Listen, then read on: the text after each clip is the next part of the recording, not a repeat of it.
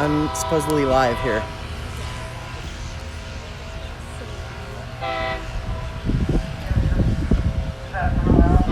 Yes. Can I hear me on there? Can I hear me on there? Alright, so it was about 11 years ago. I was serving at the Field Park Potluck Deal, some of y'all know about. We do a weekly community meal alongside people who are experiencing poverty and homelessness in the community. And there was a family that was involved in those meals. There was a single mom and her 3 children. She was working full-time, cleaning a nursing home for minimum wage. And one day they came to us and said our electricity has been cut off. Try to get to Paris. So they gave us the bill. We saw how much they owed. And we fundraised and we raised the amount that they owed. I think the family pitched in some as well, if I remember. And we just came right to this office, walked up to the desk, and we paid them that amount.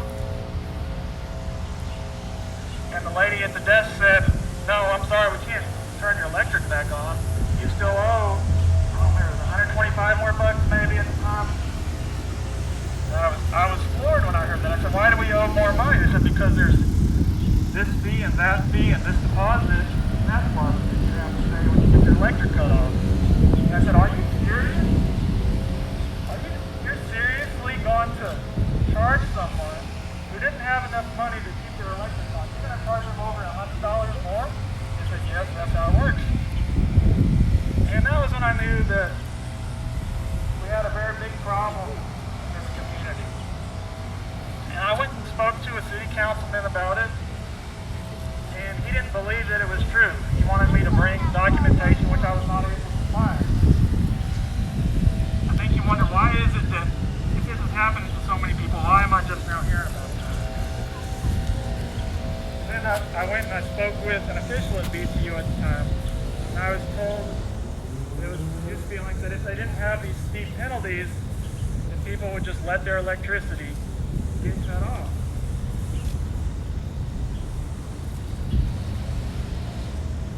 And I thought, how is living in the Texas heat not enough of a penalty? How is living in the Texas heat with no AC, with your kids unable to sleep at night because it's too hot in the house, with all your food going bad in the fridge? How is that not enough of a penalty? Who is choosing that? And that's the narrative we often hear. We hear that people are just making bad decisions and they're choosing to let it get cut off. And that's just not the truth. That's just not the truth.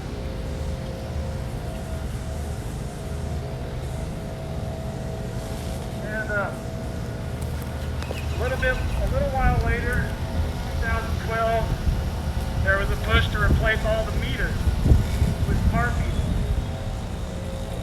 They had analog meters, and they had meter readers who would drive out and read your meter. And if you got your electric cut off, they would drive out and cut it off. They would drive out and turn it back on. And one day they decided to replace those with smart meters.